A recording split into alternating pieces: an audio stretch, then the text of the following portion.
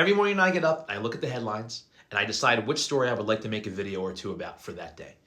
However, this morning when I woke up, there was way too many goddamn headlines. So instead of just doing one story, I'm just gonna read everything that's happened in the past 24 hours. And believe me, this is not even a complete list. All right, here we go. President Bone Spurs announced a 25% tax on Apple products if they are not made in the US. Spoiler alert, Apple's not gonna make products in the US because if they did, it would cost them way too much money and then they would have to charge us anyway for them making the products in the US. Supreme Leader Trump also announced a 50% tax on European goods. And guess what? The stock market is now crashing once again. Yay. Supreme Leader Trump called for the expulsion of foreign students from Harvard and other universities. As a little tack onto that, this morning Harvard also said that they are now going to sue Trump. Go Harvard, go. Trump's big beautiful bill passed that will include the most debt in US history. It also cuts SNAP, Medicaid, and Medicare to millions of Americans who depend on it. Supreme Leader Trump also held a dinner last night to people who invested in his crypto scam. Basically, these people gave him $300+ million and they all got to eat dinner with Trump last night. Hanging out with the millionaires, isn't he? Yes, he is. Texas bans THC in vapes, gummies, and other assorted places where you put THC. Somebody check on Joe Rogan, who lives in Texas, because he's not going to like that too much.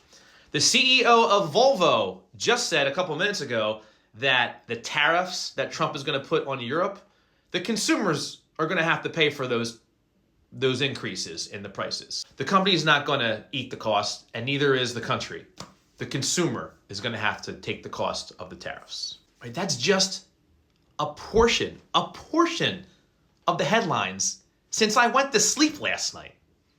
In like 12 hours. Just a portion. It was impossible to pick one story today. Do y'all like this chaos? Are y'all having fun yet? Do y'all like the chaos?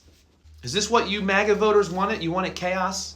Because you don't like the systems are rigged against you and you don't like that you don't get a fair share? Is that why you like this chaos, MAGA? Huh? I'd just like to point out that 31.78% of possible American voters voted for Trump. 30.84% of possible American voters voted for Harris. 1.06% voted for a third party, and 36.32% did not vote. More Americans voted for someone other than Trump, which is true. It was not a landslide. It's not all doom and gloom, Democrats and independents like myself, although I'm a Democrat now, first time ever, yay. Voting counts, everybody, voting counts. If you love this rhetoric, if you love this chaos, then by all means, keep voting for it. Keep voting against your best interests. Keep voting for grandma and grandpa to have their Medicaid and Medicare benefits cut. And keep voting for your brothers and sisters and relatives to have their SNAP benefits taken away from them.